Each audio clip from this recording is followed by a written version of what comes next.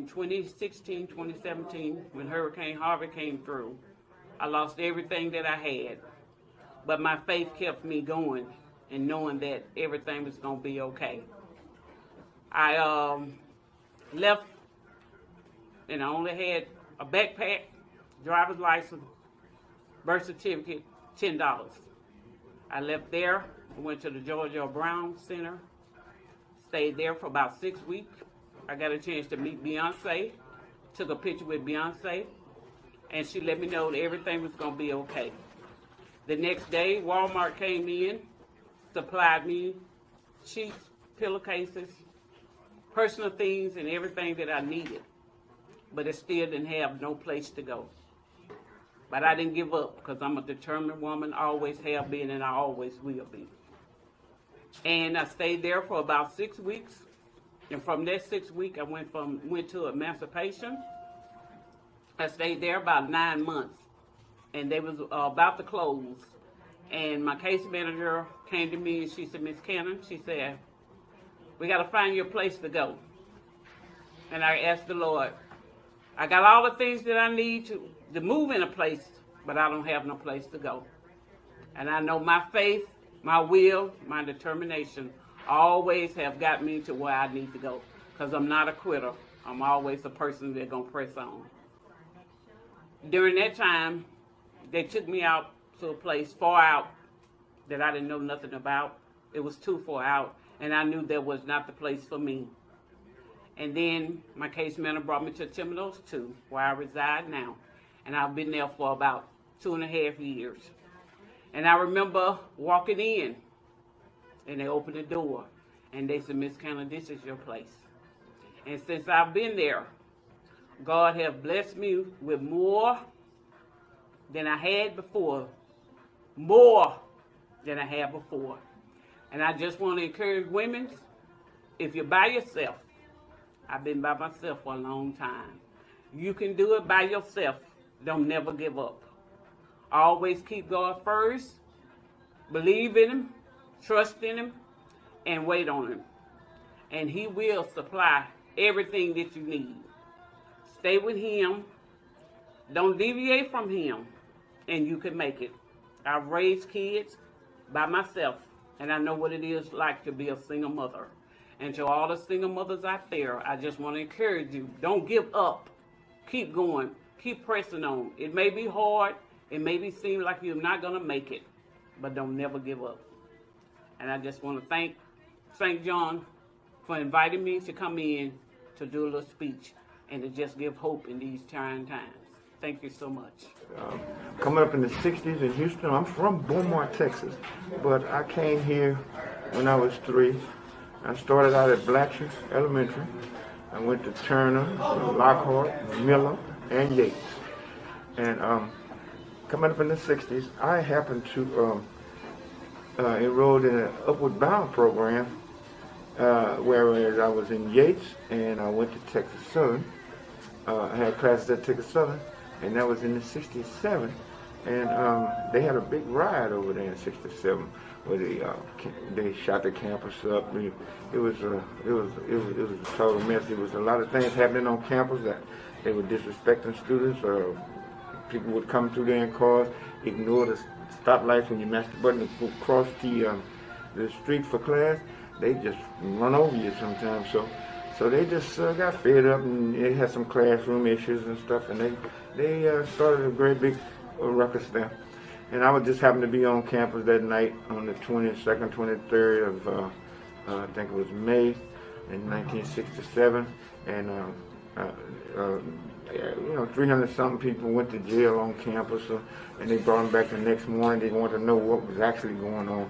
It was a big thing. That's why Wheeler Street is closed from I think it's Ennis to Ty Webster, and because it used to go straight on through.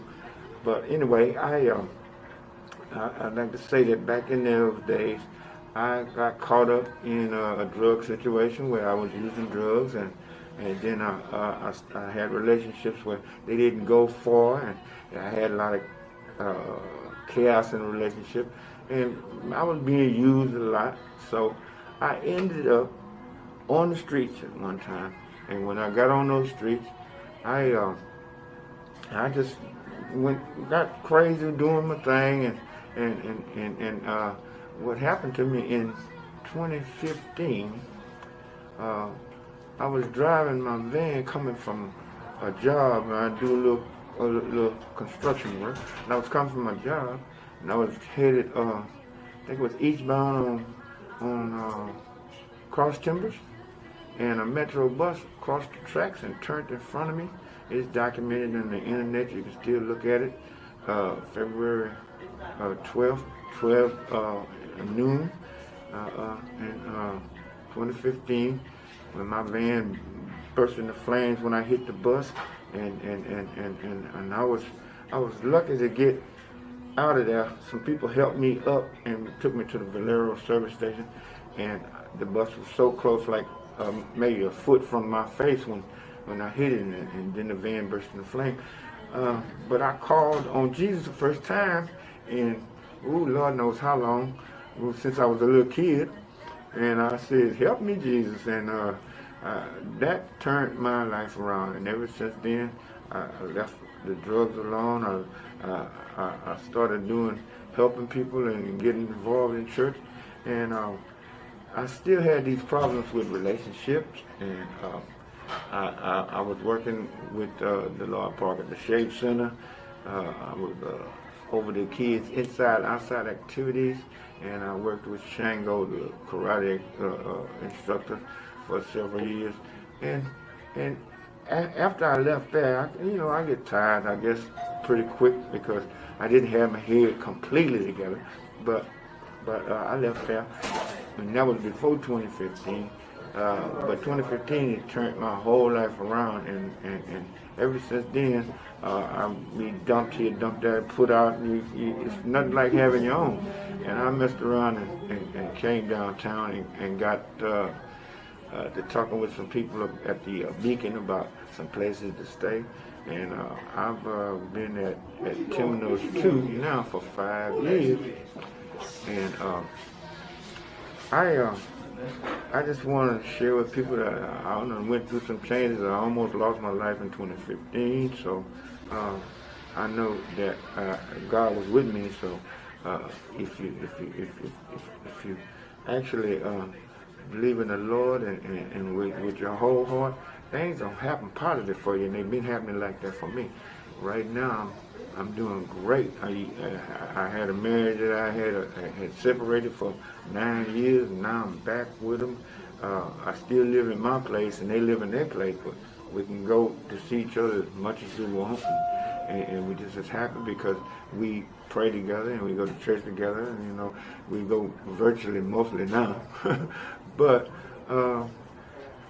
I've been through the era in Houston here in the 60s when it was really racial and it had a lot of tension, and I done seen some things and been involved in some organizations that would normally a lot of people I knew died, like I could call some names, and I can name some places and times where you can look it up in the history books and find out that, oh yeah, that's true. But I'm just so thankful now that I'm doing great, and I'm glad I was able to just let somebody know that all you have to do is, if you live right, treat people right, righteous things gonna happen for you. Was lost, but now I see. My story go back all the way to about in the 1965. We growed up, like I said, in church, and my mom and dad, they wasn't, they wasn't the first minister. They growed up like normal people. Because when we was kids, we feel like we wasn't normal because we was we was different.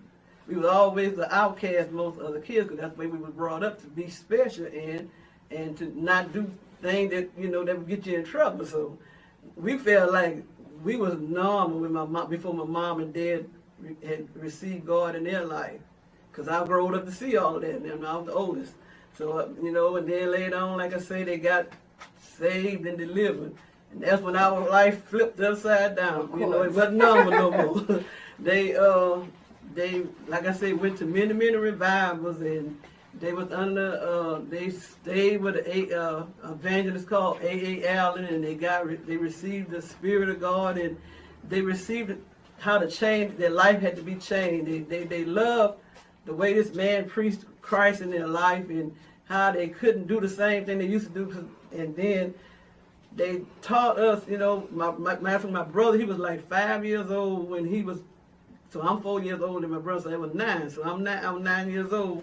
He's 5 years old playing the guitar, which was a broom. we were poor. So anyway, I didn't know we was poor, they say. But anyway, my brother was playing a guitar called the broom. So my dad went and bought him a guitar, you know, and then he started playing keys, and then he played so hard. Now this 5 years old, he played so hard until the string broke, and my dad bought him a real guitar. So we didn't know when we was in A. Allen ministry that my brother had an anointing came over him to play music. So by the age he was at 7 years old, he was playing music that kids go to, you know, back in the day, go to school and well learn. But he taught his own self through the Holy Spirit, taught him how to play music. So he's been a professional musician all his life under the ministry of A.A. Allen by the anointing that God fell on him. So that's what, then I say our life flipped upside down. It flipped upside down into the hand of God for the direction that my mom, Apostle Winston Triplett, and Glory Mae Moulton Triplett, you know, that's their name, you know, because I always like to say that I want to reverence them, because for 65 years they was married, and for 65 years they constantly rebuked. I would say rebuked everybody else. I say when he was, you know, he had a church for all his life, but I say y'all just don't know. Y'all get away with murder. At home we didn't get away with nothing. Everything was by the book. What the word said, it was by the book. We couldn't party like some kids were doing. Not that they probably not. In my day, if they say you couldn't do nothing, you wasn't gonna do it. It was not no bribe to see can we calm each other and being right or holy that we say back in our day. They just meant it, and you know, in our day we respected to honor what they say. They kids don't like to honor their parents because they think they're too hard and on them and all of that. But that's how I grew up in church as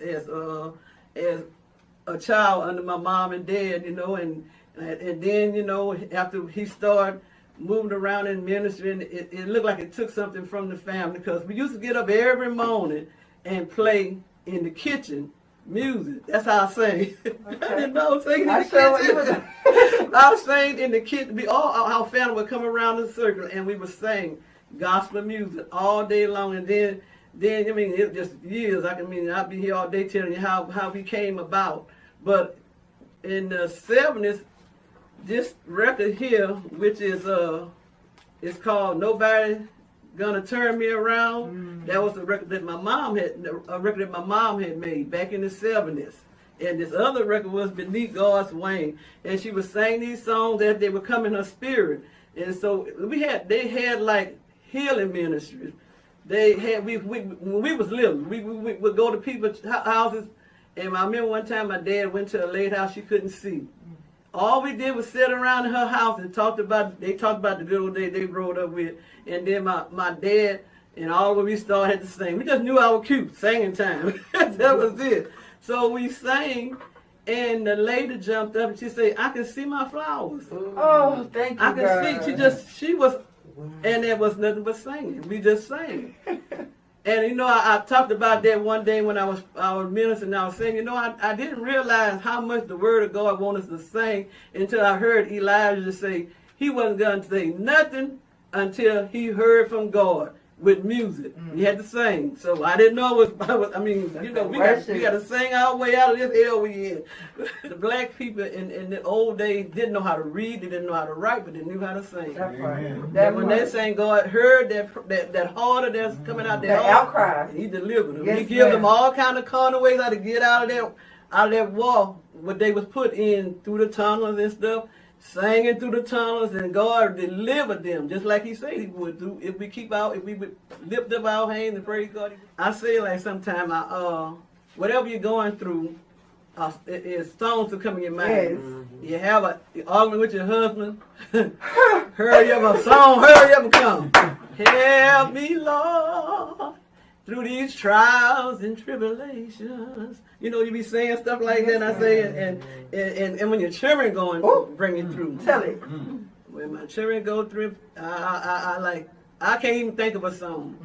I just saw it amaze and grace. You know, children make you feel like that. How sweet the sound. Because you go so low till all you can do is just, it hurts sometimes so bad, till all you can just say, I once was lost, but now I see. You see, you were lost, but now you see why God bringing you through this to make us strong. A little over 3.5 years ago, I became homeless for the second time after being homeless the first time in 1994 to 1998. But this second time, I became homeless in 2017 as a result of me being displaced by Hurricane Harvey.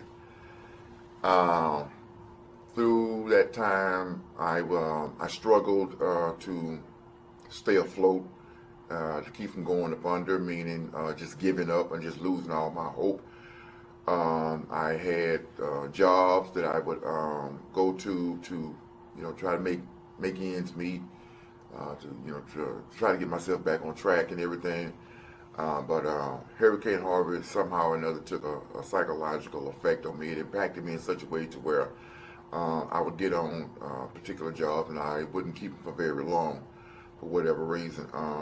I just got kind of, I don't know, I ain't gonna say burn out or anything like that, but I got kind of weary because I had been going through so much throughout my life, dealing with drug addiction, dealing with abandonment, dealing with abuse, dealing with all type of personal tragedies that really had a lasting impact upon me. And even, being the faithful man that I am and trusting God and believing God the way that I do, somehow or another I allowed doubt at times to slip in, which was bad on my part, because I know as the believer that I am, that doubt is only comes from the enemy, Satan. And so many times, like I say, regrettably, I allowed doubt to set in. But because of God's grace and who He is,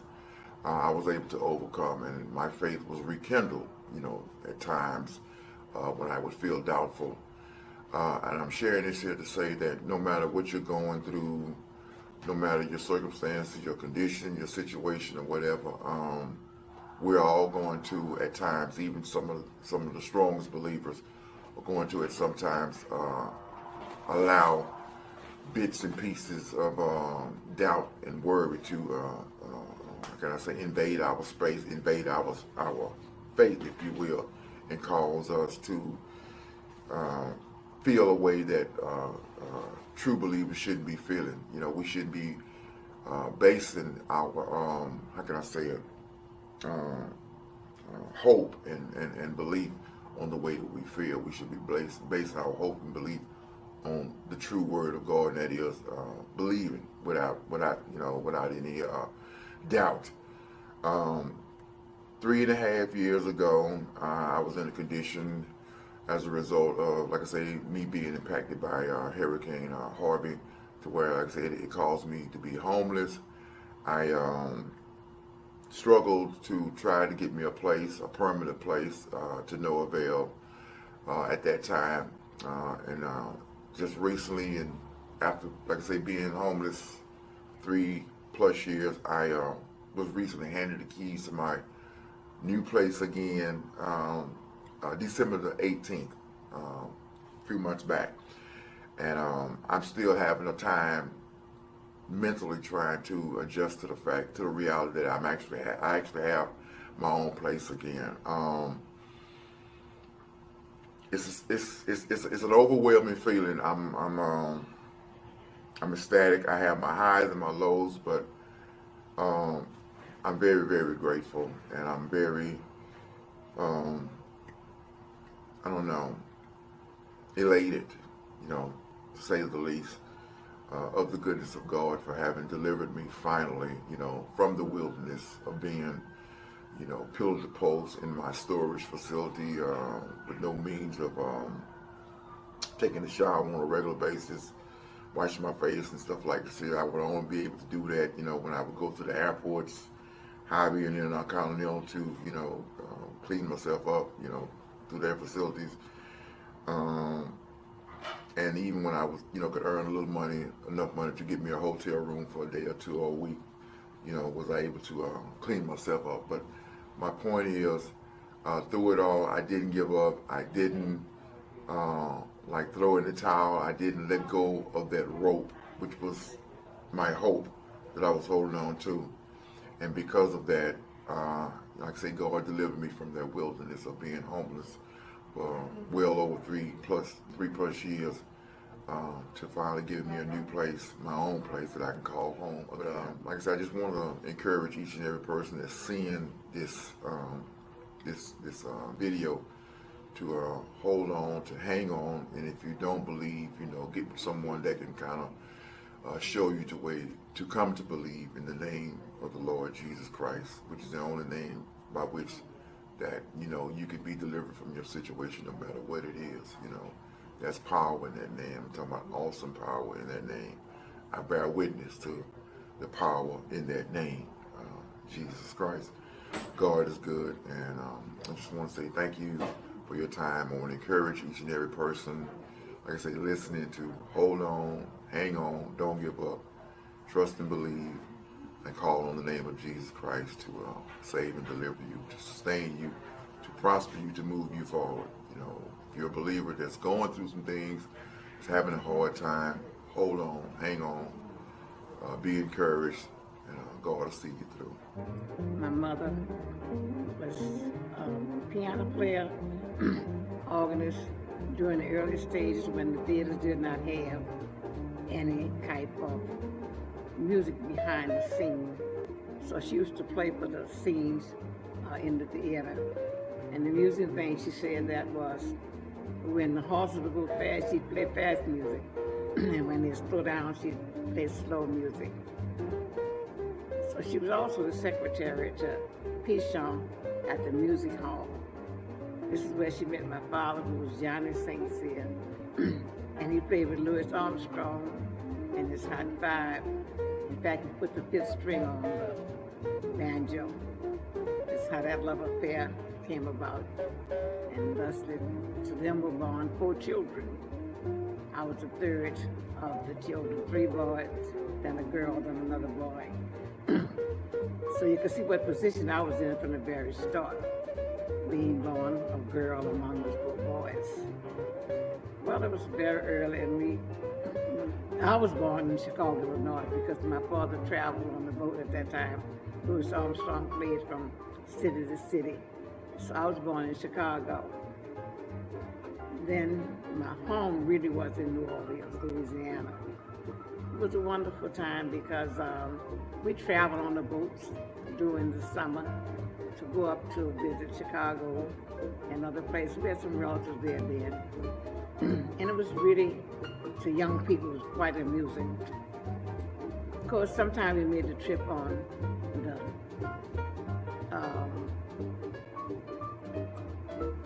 the train. And that was a different experience because during that day, you rode in what they call a caboose, the last car on the train. And you could get off at the train stop at the place to get something to eat, but you could not go to the front of the train. You had to stay to the back. when you were going to Chicago. But every summer they gave an excursion going at a reduced price. So mother would pack all of us up, and every summer we'd go to Chicago. And one time we went a week ahead of time before it was scheduled.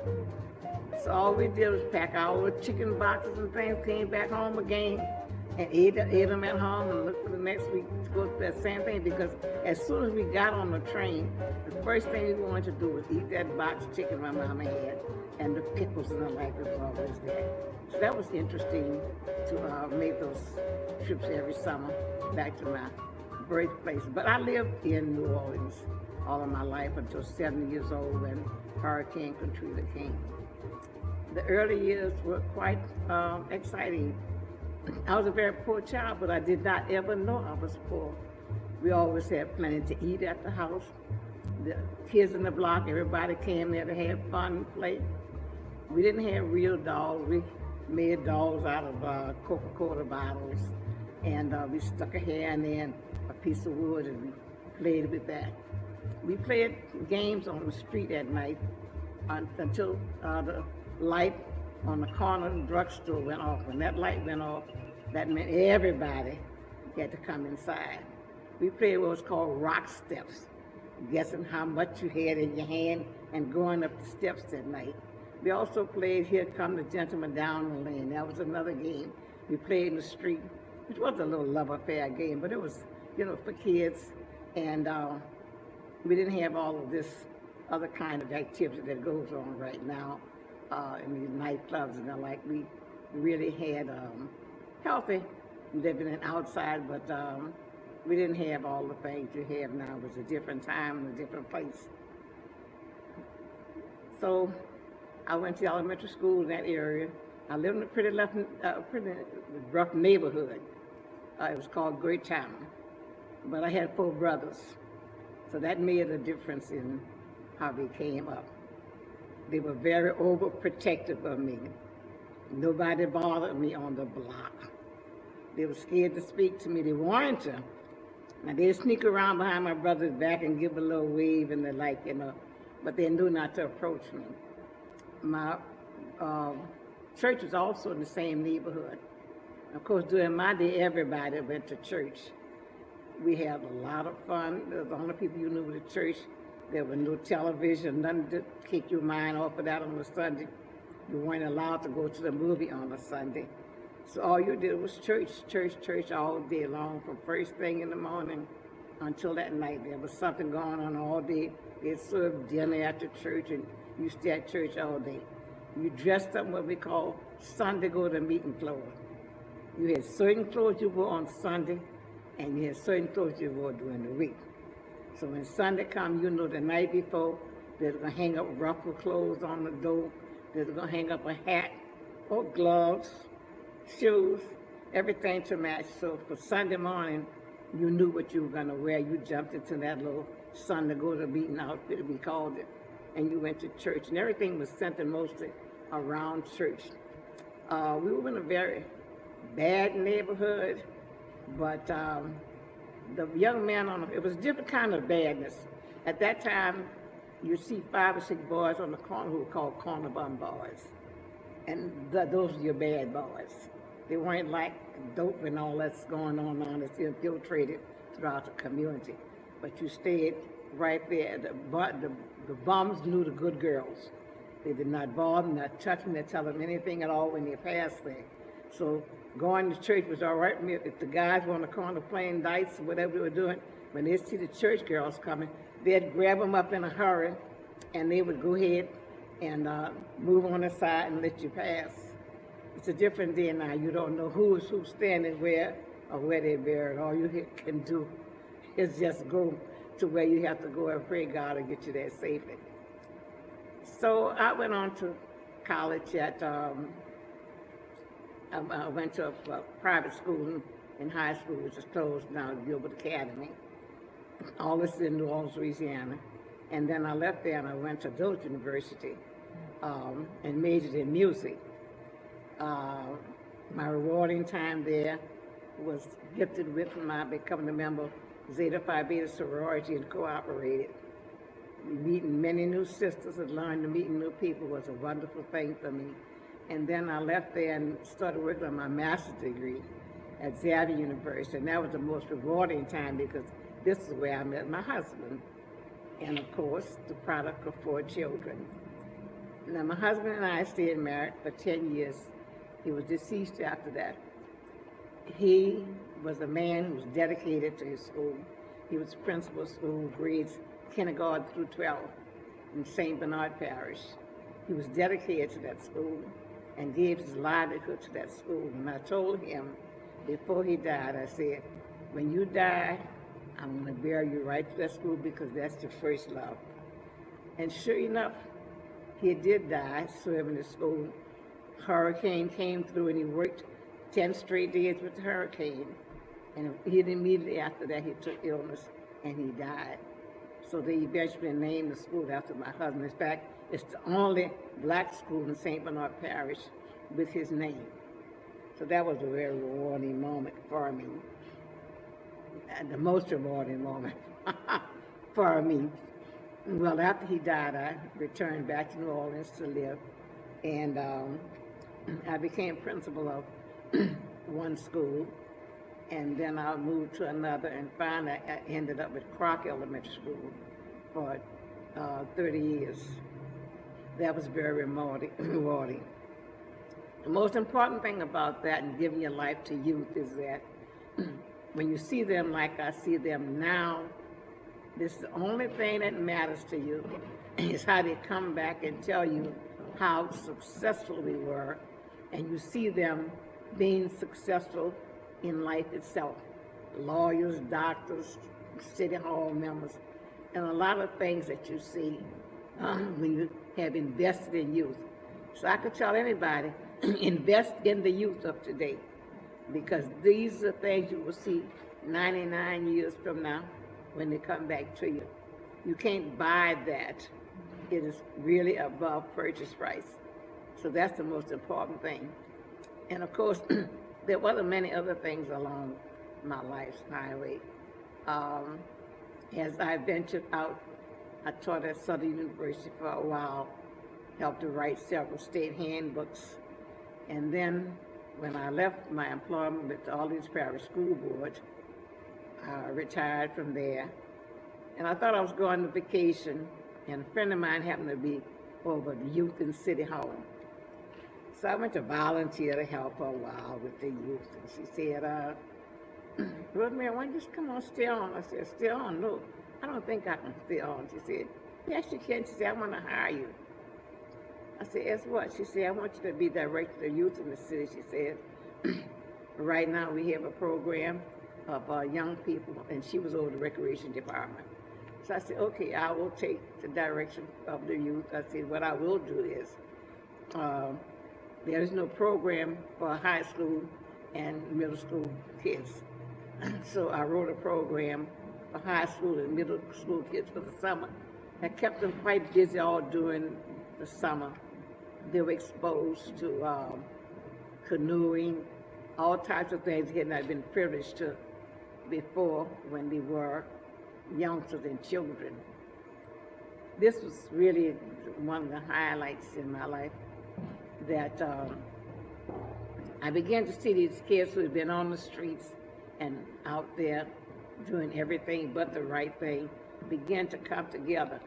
We had about 25 camps all throughout the city, and I guess I was just blessed by God at that time, because although there were turf wars in the city, we never had a fight when we brought all these kids together under one roof. We'd take them out to the lakefront, we'd take them other places, and we'd have culminating activities. Never had one fight in our summer camps with all the children in the city of New Orleans being brought together under one roof. And I think that was God blessed to us. But the program was very successful and lasted until Katrina came and I had to move out. Then we moved to Houston, Texas. There were so many things that happened during my lifetime that I just look back on and thank God that I was able to contribute to or be a part of. especially with my children and my husband. That was the greatest thing that ever happened to me because I was able to see all of them grow into fine young men and women, never give me a bit of trouble during my life. My uncle, who pastored a church right down the street in 4th Ward, Good Hope Missionary Baptist Church, he used to call me Madam Queen. And he told my mother and father, bring that girl over here. Bring that gal over here. And they said that I sat on his lap and he talked to me for 2 hours. He just poured knowledge and stuff into me. That was on a Friday. On a Sunday, November 24th, he was preaching a sermon, and that sermon was, and I don't remember, but everybody talks about it. In everything you do, do it to the glory and honor of God. In the middle of the sermon, my father started walking up the aisle, and people were like, why is he walking up the aisle? This is the middle of a sermon. He was an usher, but why? And as Reverend A.A. Lucas turned to say, it was like goodbye to the choir, he fell in the pulpit and died. Whatever happened that whole weekend, I think that's what has framed me to who I am. I mean, when I was in the 4th grade, that's when we first started seeing a lot of blacks on TV. I had a tablet, and every time a black person came on TV, on a commercial, on a TV show, I would write it down. I've always loved who I am as a black girl. Now, I had some issues because, I was a little black girl with nappy hair. I didn't have good hair. My mother was dark, my father was light. And people would even tell my mother, and I've got darker when I got older, because I would wake up and pray I'd be dark like my mama. And they told her she was a safe color. And mama said, safe? What has her color done to you to make it safe? Reverend A.A. Lucas, way back then, when people would talk about good hair, I don't remember this, but they told me, he said, well, tell me, what has your hair done for you lately? So see, I grew up in the South where these locks, even now, people say, ooh, you need to take that nappy stuff off your head. Or you shouldn't be walking around looking like that. But I am who I am. I love who I am. And I'm saying all that to say, all that stuff that I went through, the stuff growing up in the 60s. I remember we were sitting at the dinner table when my classmate, Cynthia Glass, was her name at the time, called and said, Martin Luther King just got shot, because we hadn't turned on the TV yet. And that's how we found out. I remember when Malcolm X was killed. 1965, I believe it was. February 21st. I remember all of that stuff. And that's who I am, why I am. With this whole Black Lives Matter, I just love it. When I see these young people doing what they're doing, because see, we've been out there on the battlefield for a long time. When I say unknown ancestors and sisters, me and my friends, we go out and we do stuff. And we don't want nobody to know our name with what we're doing. We're just doing it to be doing it because we need to do it. If you do it. If we don't do it, who's going to do it? If it's not done, what's going to happen? It's important. It's very important that you find your passion. If I have to leave anything, you need to find your passion and do it. Whatever it is. Find your passion and do it. Whatever it is. Say it for the third time. Find your passion and do it. Whatever it is. When I see Miss Graham right here behind the camera. When I first met her, she had a camera in her hand. It's been several years ago. But that's her passion. And she does it well. Find your passion and do it. And I implore each and every one of you to learn your history, her story. We know about his story, but you got to learn her story. Learn your history and share your history after you've learned it with other folks. Right down the street, there's that Gregory Lincoln Library. My uncle that I told you about, great uncle, Reverend A.A. Lucas, he's on the wall. When my nephew, my sister had just adopted him, he was just learning how to read. He walked in there and he saw the picture. And he had just learned how to, how to spell his new name. He went Lucas. He said, "Oh, they got a name like us." And we said, "That's your great uncle." Yeah, I think great uncle. Whatever how many greats it is. He's running up and down the hall. "Y'all come see my uncle. We famous, we famous, we famous." For children to have that, to feel that they belong to something that came before them, that's so important. We need, as African Americans, or all I can say, Africans in America, we need to not be ashamed of who we are. In the spirit of Asa Philip Randolph, Baird Rusting, Shirley Chisholm, Carl Stokes, Dr. Edith Derby Jones, whose table of wisdom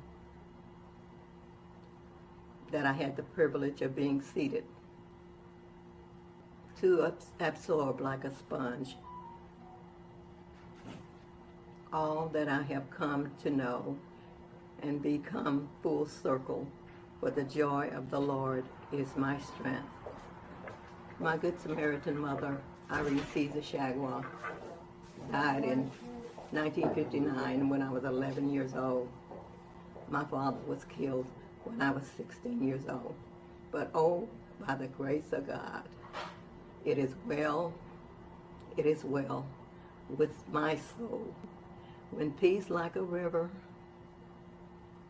attended my soul, when sorrows like sea billows roll, it is well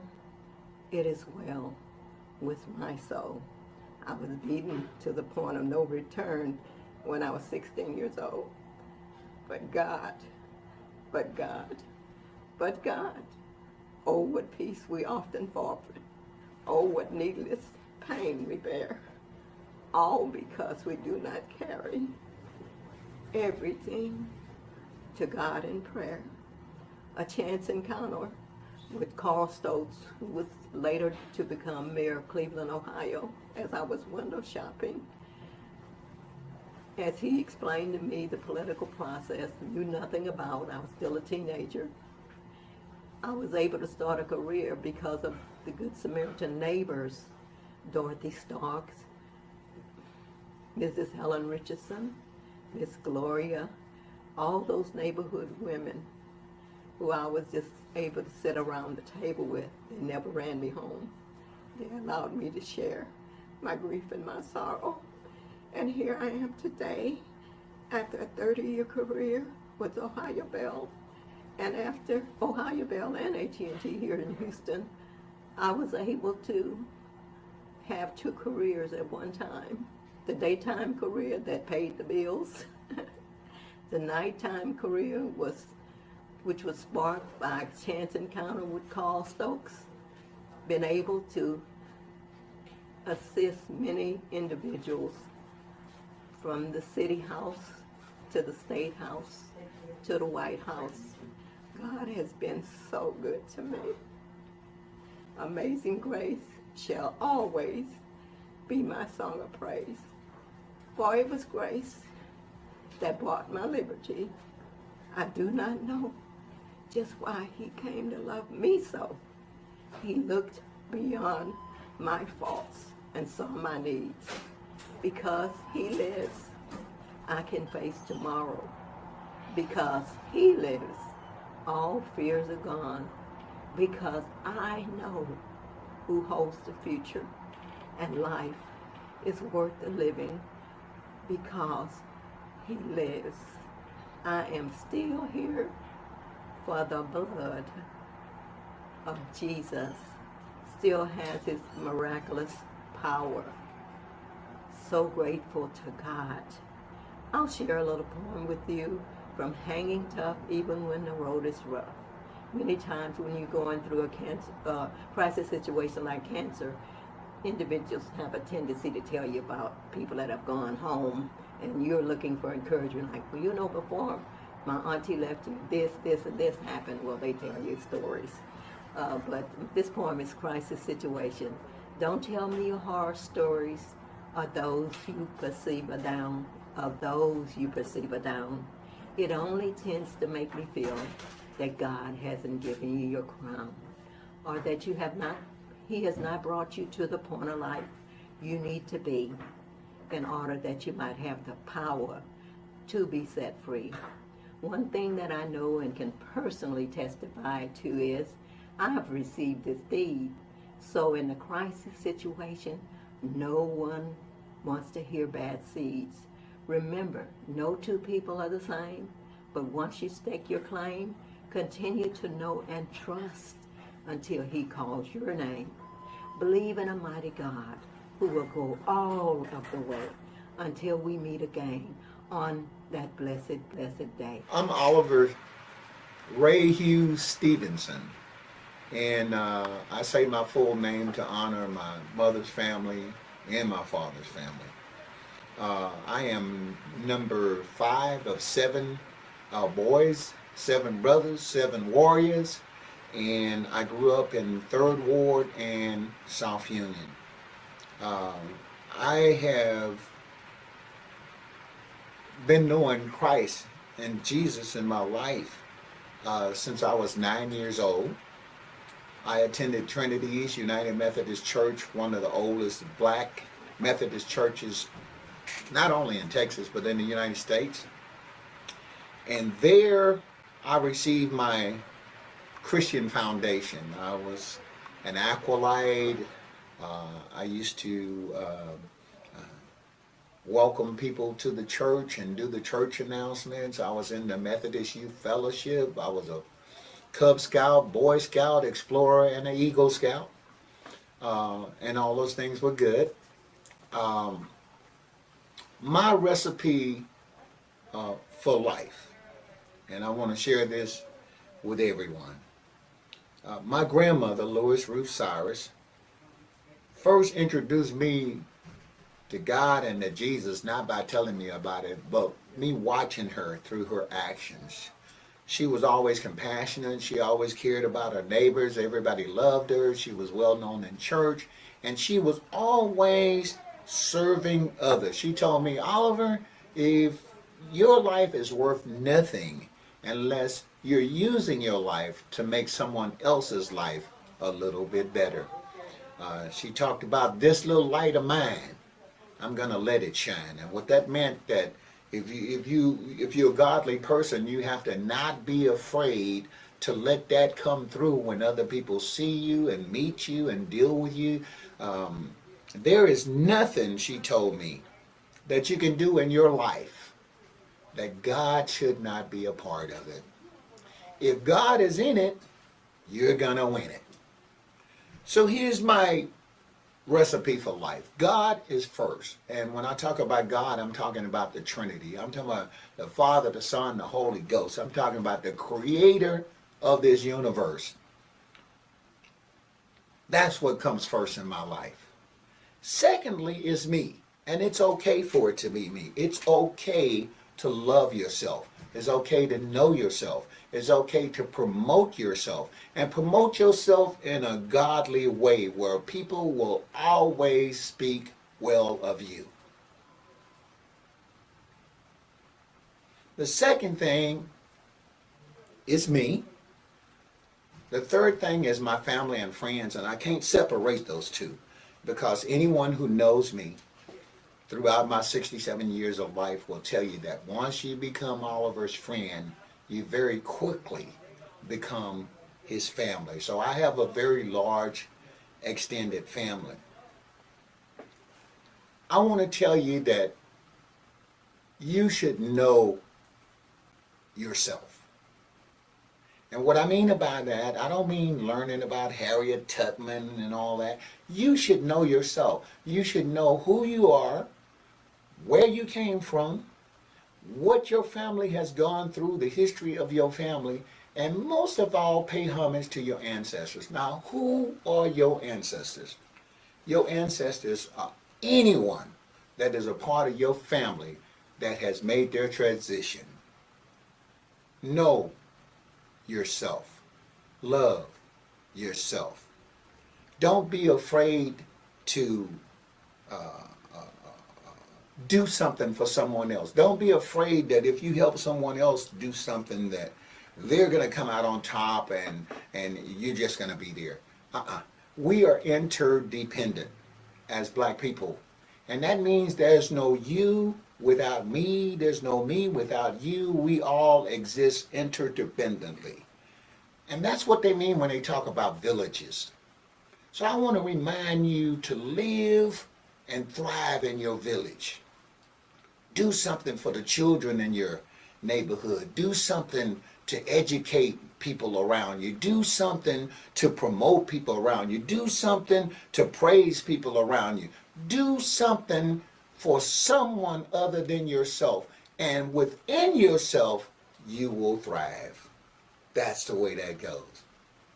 Now, a lot of people don't know everything about me, so just let me give you a brief history of me. So I grew up 7 boys, 3rd Ward. My mother was one of the first African-American nurses to practice at the Methodist Hospital. I went to Whitby Elementary School, where I learned to be black and to be proud of being black, and I learned to excel as a black man. I then went to Cullen Middle School, where I was one of the first black people to go to that school. So I had to go through that thing of,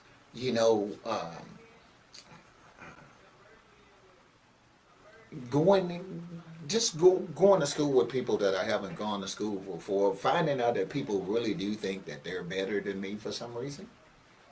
I had to deal with that. I met my 8th grade history teacher. He changed all that. His name was John English, and he taught me, Oliver, be black unapologetically. Be black. So I learned that from Mr. John English. As a teenager, I was running a record shop, Rose's Record Shop, over on Cullen and also out on Martin Luther King.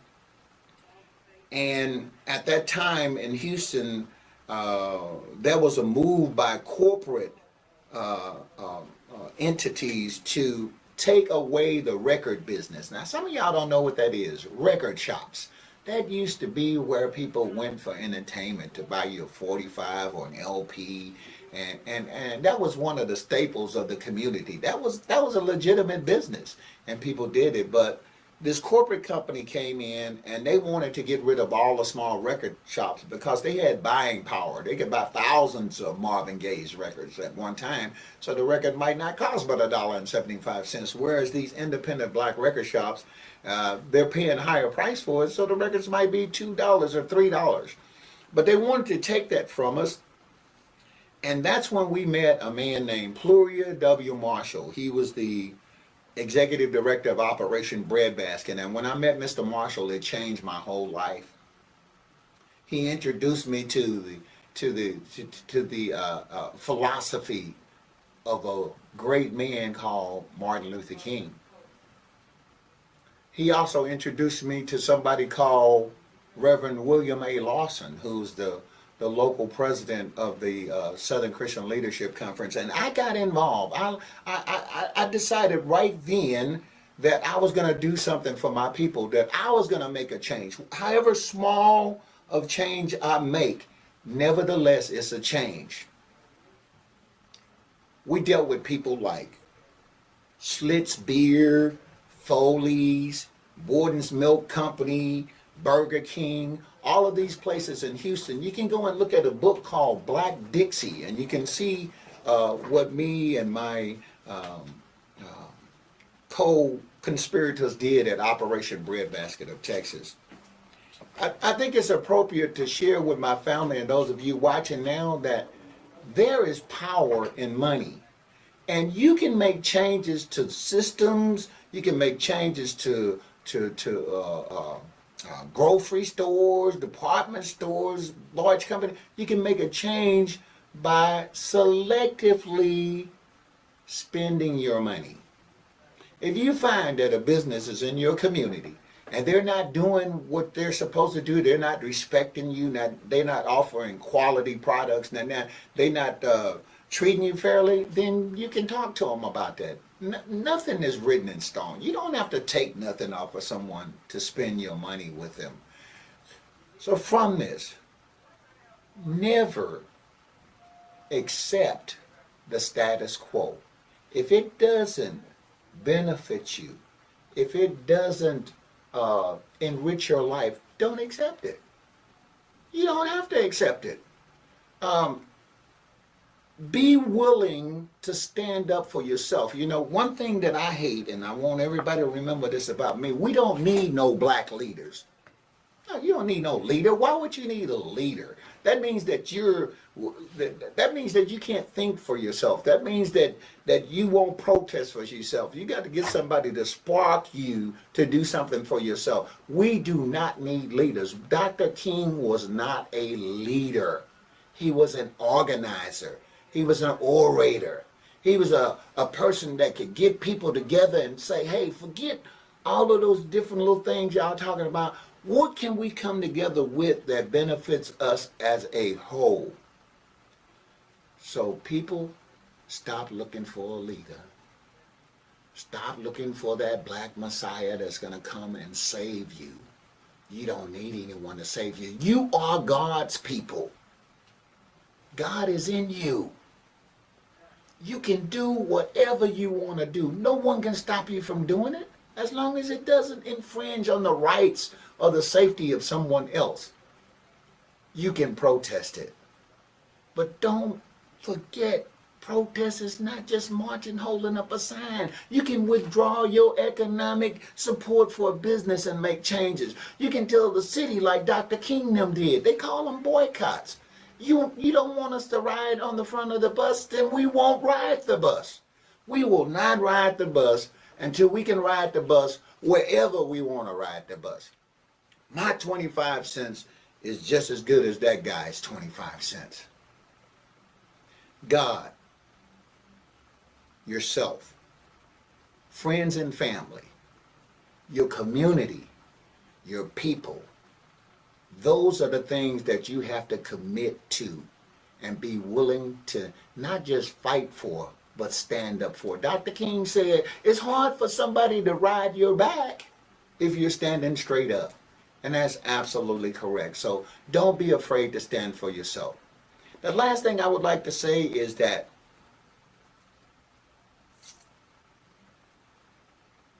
I had something happen to me in 2000. And it was a blessing. And that was the day that I walked into St. John's United Methodist Church downtown. And I heard about it from one of my coworkers. You see, I was a victim of the system. I was working at a local company. I was a manager. And guess what? I was that junior manager that had to work on the weekends. So I couldn't go to church, or they thought I couldn't go to church. And somebody told me about St. John's. 3 services. In and out. Good preaching, good teaching. People doing what Jesus would do. Find you a church like that. Doesn't have to be St. John's, but find you a church and serve God and serve your community. The last thing I want to tell you, love yourself. Know who you are. It's okay to be black. There was a time when they were just putting blacks in different places just to show that, you know, that they were complying with integration. But Mr. Turrentine at that time had 5 or 6 offices. There were different departments of the office, like probate and county courts, and then the county clerk's office, where records are kept, like birth, death records, marriage license, and you could obtain your marriage license there. And so, out of all of the offices that he had sprinkled around, and they were all in that courthouse area around Congress and Prairie, down in that end of town. But in all of his offices, I'm sure that he had at least 500 people working for him. There were about 10 blacks, you know, and they, like I say, they were sprinkled around in places that they could be seen. But after they put us in those positions, they learned that we are very, very competent and could do the work. And so it wasn't. There were sometimes I'm sure people in the department didn't like the fact that we were there, but I don't think that they showed it as much. And once they got to know us, a lot of them changed their mind, I guess, about having to work next to a black. But God too was in that situation, because Lennon and I were working with the NAACP. We were working with the Democratic Party here in Houston, and one of the things that happened was that why I got the job was that Mr. Turrentine had given a great. It was voting time for election time, and so he gave a great big picnic, barbecue picnic out somewhere near Humble, and invited everybody to come. And Luna and I went, and he happened to, for some reason, we got in conversation with him directly, and he was bragging about the fact, well, you know, I have Negroes in my, or either he might have said coloreds, I don't know what he said, but anyway, he said, I'm ready to hire Negroes. So Leonard said, oh really? And he said, yeah, I'm hiring all the time. So Leonard said, well, we'd like to come to your office and, you know, talk about my wife being employed. He said, come on. The next day, or whatever day it was that was the next day, because I believe that barbecue thing was on a weekend. But at any rate, the next work day, we were there in his office, bright and early, and went in to talk with him, and I was hired.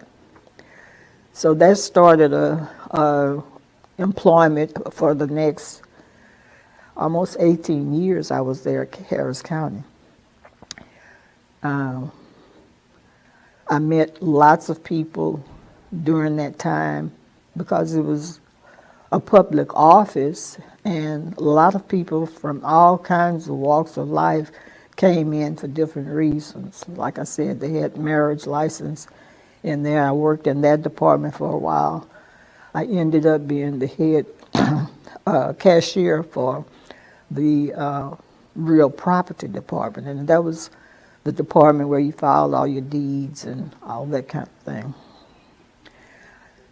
I can't say that my tenure there was anything but positive, and it was a good money making thing too, because that was they did pay us a decent salary. A lot of people came out of Fifth Ward, and that's where we came from, was Fifth Ward area.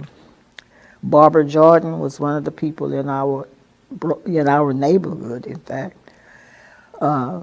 there were just lots of folk that were active with NAACP, with the Frontiers. We had so many different organizations that were trying to bring blacks up to a level of understanding exactly what we needed to do in order to make a good life for ourselves. In the same vein, in June of 1966, my husband was invited to the White House for a venture. There was quite a few blacks and browns and everybody else but he was invited along with some of the more prominent folk in our community, like some of the doctors and some of the elected officials and stuff. So we were anxious and really eager for him to go. But then I was working at night during that time. I went to went to work. I wasn't feeling all that well, but during the night I just got sicker and sicker and sicker, and I was having chills and everything. I was so cold. I usually kept a sweater because I was in microfilm at that time. And in the microfilm department, we had to keep it cool in there because of the films and stuff that we were working with. And like I said, I usually kept a sweater. I wrapped up in that sweater and continued filming. But then I was so cold that I said, well, I think I need to go home. So I called my husband. He came and picked me up. Went home, and then I was having a temperature by that time. And the next morning was a Saturday. My husband was working at a jewelry store. He was working at Rollins Jewelry Store. Rollins was a black man who had one of the finest jewelry stores, just like the Zales and the Gardens that were downtown. He was in the 3rd Ward. He had a store on Dowling, and then he had another store on Blodgett, which was across the street from the Riverside National Bank. We went to work. Our doctor at that time was Dr. C.W. Thompson, and he was right beside the store on Dowling Street. His office was. And so my husband was managing this jewelry store on Dowling. So he took me to the doctor, and the doctor walked in, and he just looked at me. He said, "You're going to the hospital." And so I did go to the hospital. I went to St.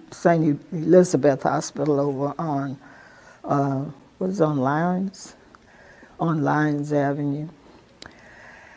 And little did I know that that's where I would be for the next 2.5 months. I had the same day that I went to the hospital was the day, and others were going to Washington. And I kept saying, I'm okay, I'm okay, because I really wanted him to go, and he really wanted to go, but he didn't want to leave knowing that I was sick.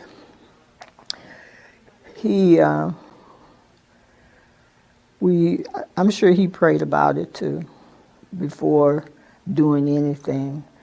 But the doctor assured him that I would be in good hands. He was leaving a very competent young doctor to watch over his patients while he was away. And so Leonard finally, well, number one, he talked to his sisters, 2 of his sisters. There was his older sister, Celeste, who was almost like a mom to us after his mother died. Celeste and Silver. Silver is the younger girl in the family. She's 8 years older than my husband. My husband is the baby, and baby of 7. I mean, he was the 7th child. So he talked with his sisters, and they told him, go, we'll be there. We'll stay with Florence until you get back. Either one or the other of us will be with her. And they kept that promise. I was delirious and everything else a lot of the time. And I can remember one day that Celeste and her husband at that time came by to visit because Silver was staying the day with me then. And I started to, I was having hallucinations, and I, I thought that I heard all of this outside of my room. And it was that my daddy was, they brought my daddy into the hospital, and for some reason they were taking him to the emergency room, and then somebody said, "Oh, he's dead." I was, I was really messed up. So anyway, I told Silver now, I said, y'all just not telling me, but my dad is dead.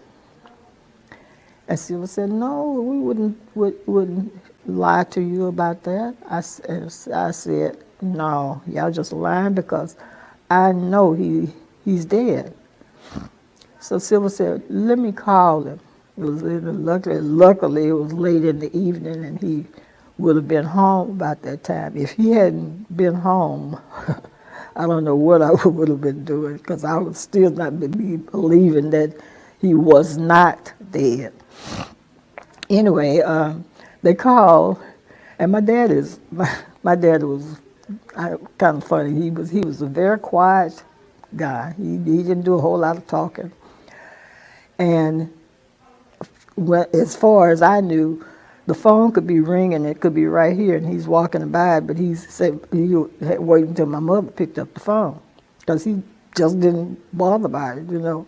He knew it wasn't somebody calling him, so he, excuse me, he wouldn't bother about it. But anyway, that day, when she called, he answered the phone. And she said, "Oh, Florence, this is your dad. Your dad's on the phone." And so I talked to my daddy like I had some sense. I mean, I was real calm and everything. but my brother-in-law at the time, he was my sister Celeste's husband, they were sitting at the foot of the bed.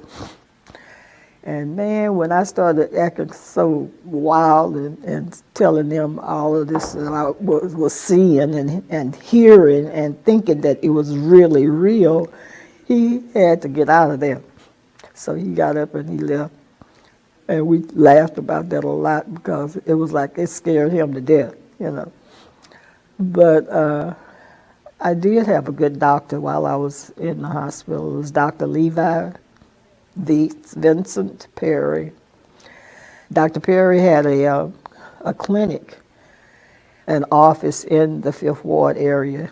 He was on Liberty Road, and he was newly out of college, probably had been out of medical school for maybe 5 years or so. So he had established a clinic there. But he was diligent in trying to find out what was really wrong, because they knew I had pneumonia. That was very evident. But none of the medications that they were giving me, and penicillin was one of the main ones at that time, nothing was working. Nothing was bringing my temperature down or whatever. And before it was over, they kept, the nurses and other doctors that had come in, I heard them discussing it, and one of the nurses one night said, "I don't think she'll be here in the morning." So I had nothing, I couldn't do anything else but pray. And I did pray. I prayed that I would be well, I would get well, of course, but I was waiting on Leonard to get back. And that by that time I was just positive that I would be all right.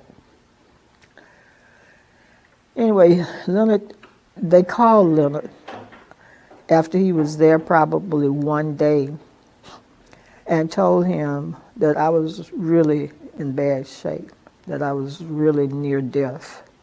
I think that I recall them saying that I had about 2% of life left in me.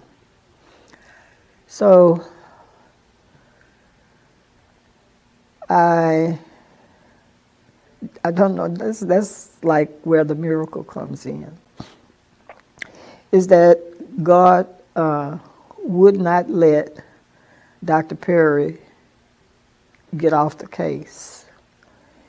He continued to be my doctor along with Dr. Thompson.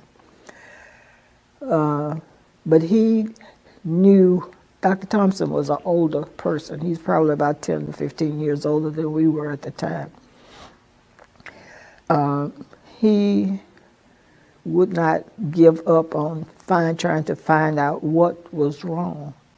So he told us that he wanted to do a biopsy. And they did the biopsy up in my neck area.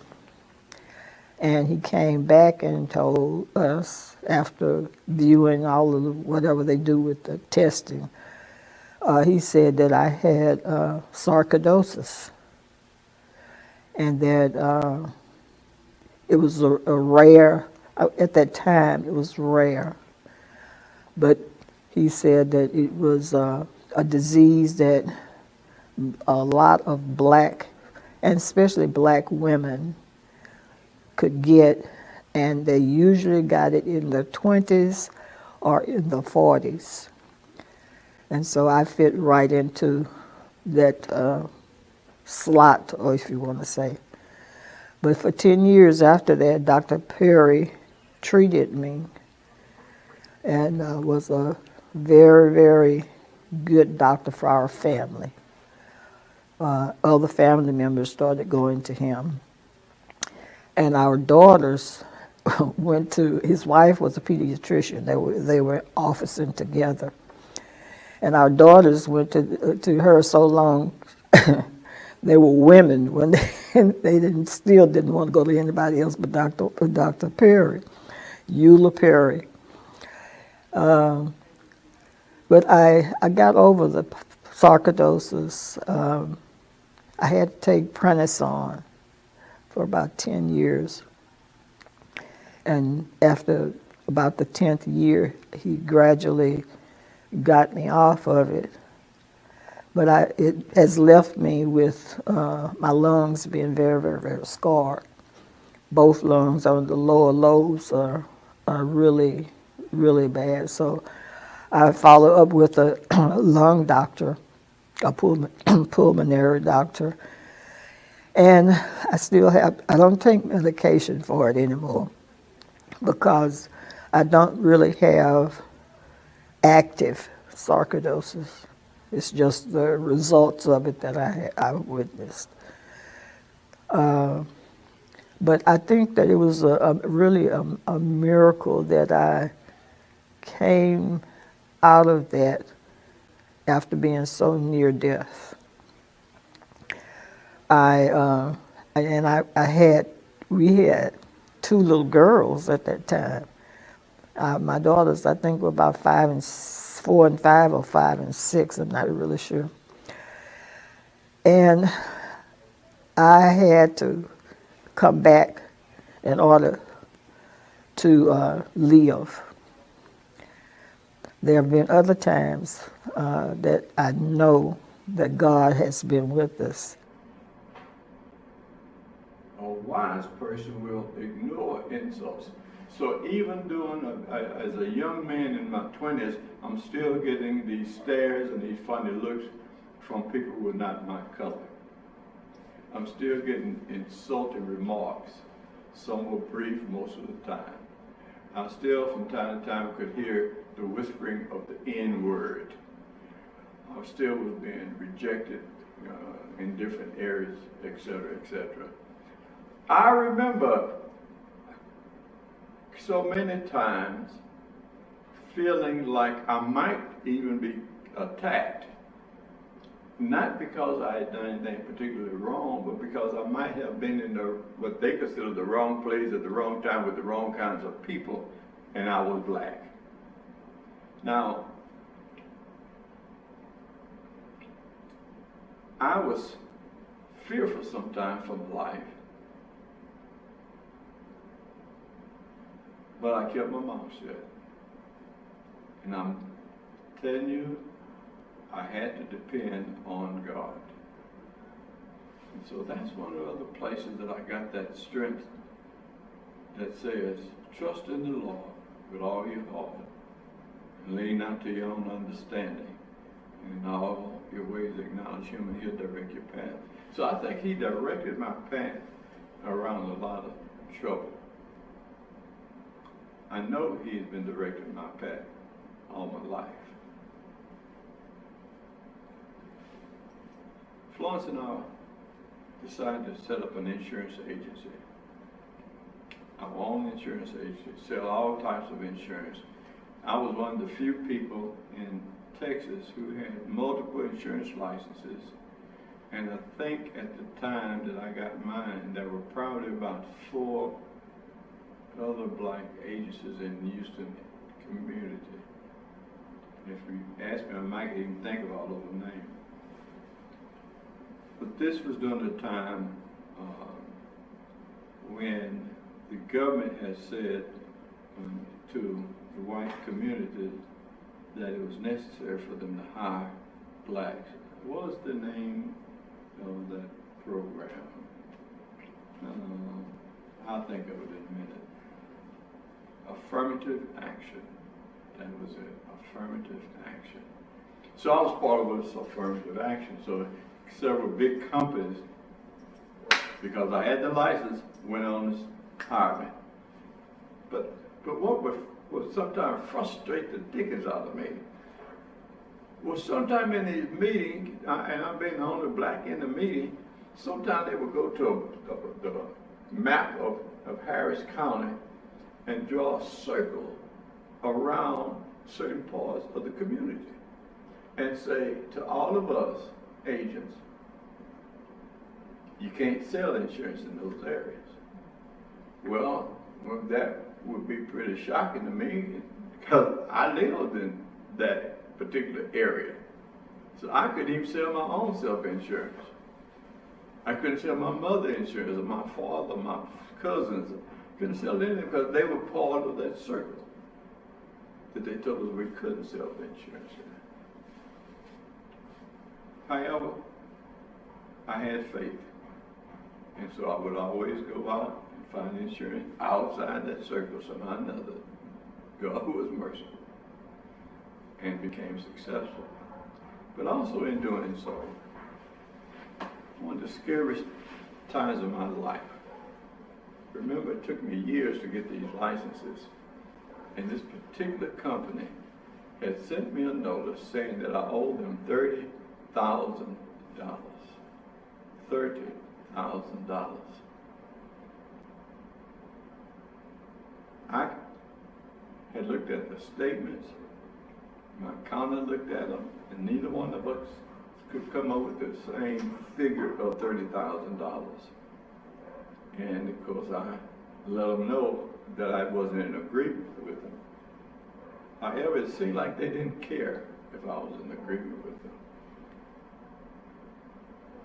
So, since I couldn't pay them, they decided to file a complaint against me with Texas State Board of Insurance. Texas State Board of Insurance sent me a letter saying that I would have to meet with them in reference to that complaint.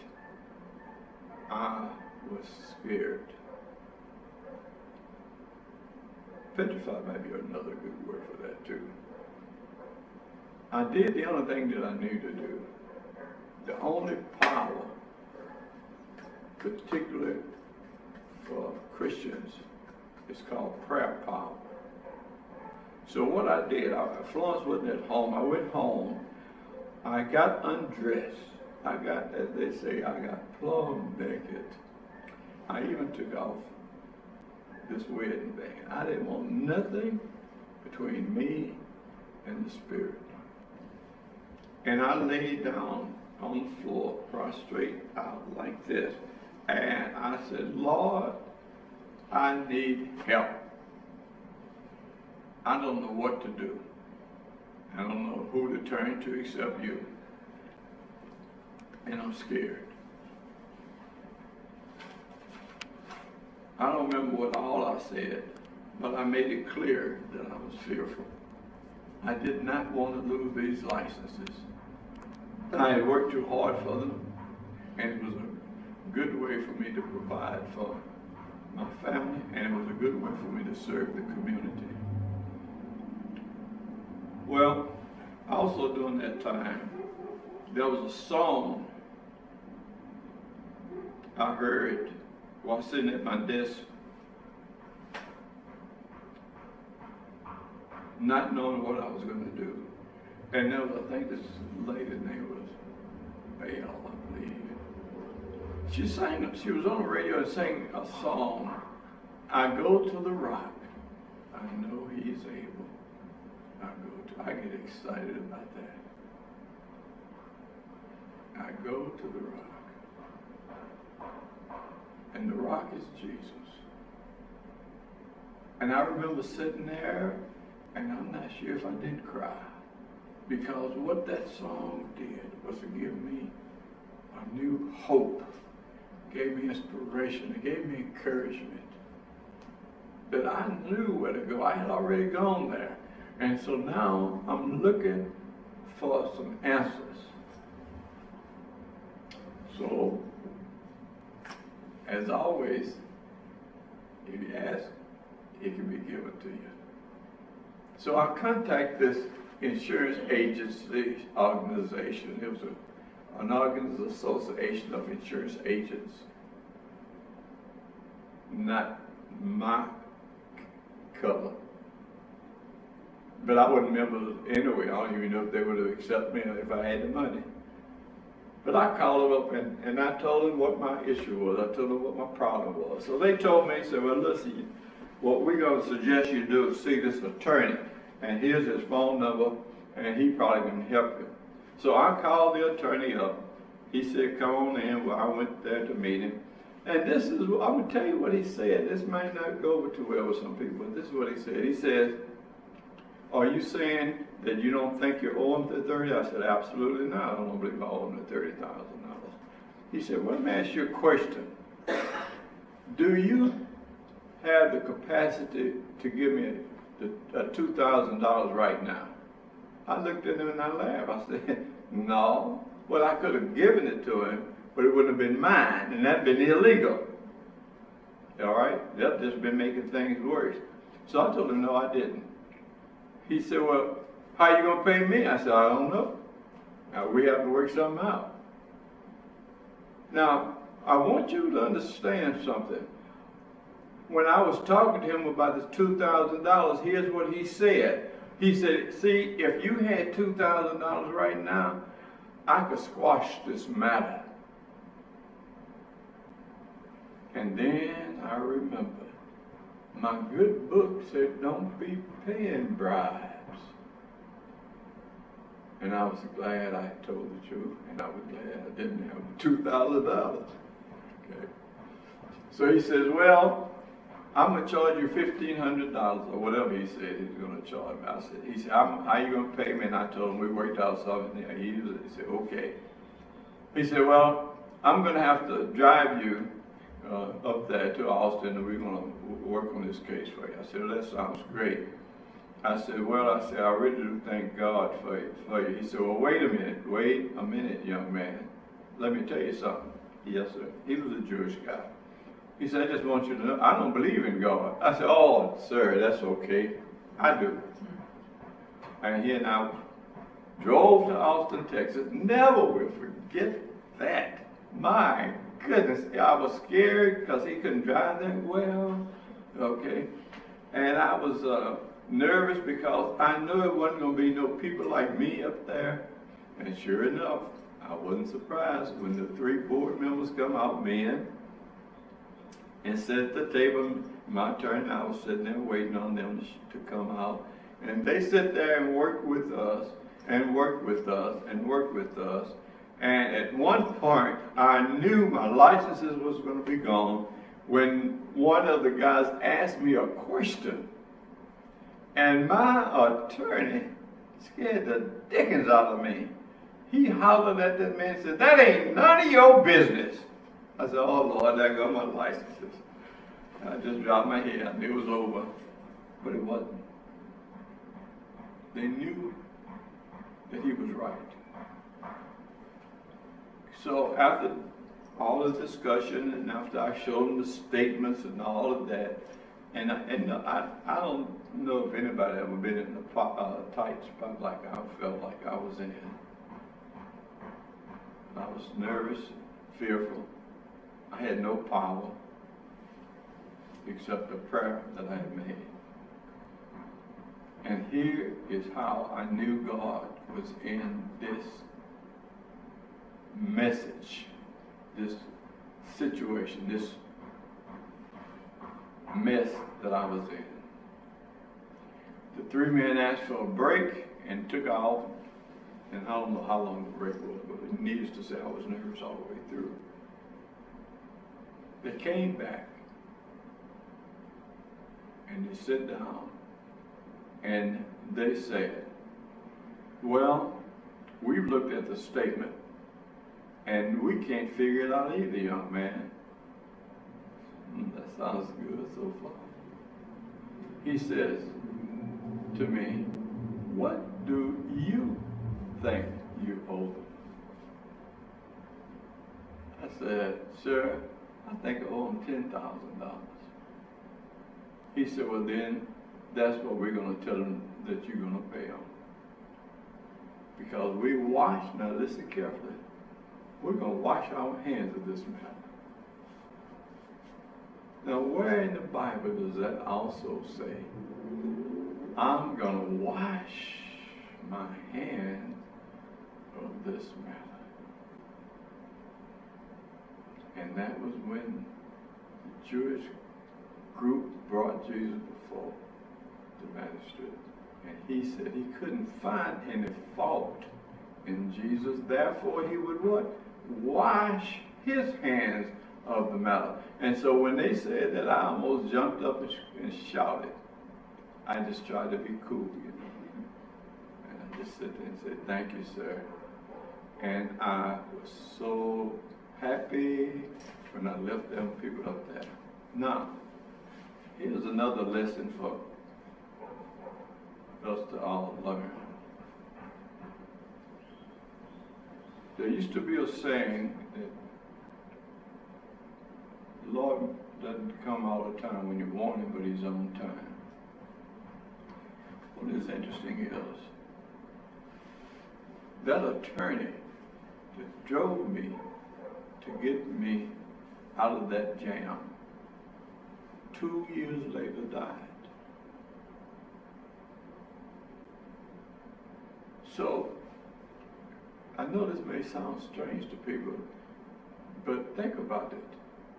He lived long enough to fulfill my need, that God used him and his knowledge and his connections to help this little young man, this little young black man. I never had any issues anymore with them. And I was in the insurance business so long, over 30 plus years. I had licenses so long, I did not have to even have continued education. It wasn't required because I had been in so long. Now, all through this, you must remember that there were ups and downs and ups. There were insides and outsides. But there were always people, even some whites, who were supporting the things I was trying to accomplish. When their community was saying that all white people are devils, I knew that wasn't true. But what I did know, that God is true. And that if I continue to believe in him and trust him, honor him, respect and know that He is the Creator, my life would be good. So here I am at 79. Oh, I got plenty of stories I could tell you, but we don't have time. This has been a wonderful outlet for me, and I thank y'all again for letting me share. But this is a testimony toward having faith in God and having faith in your fellow man. Thank you for listening.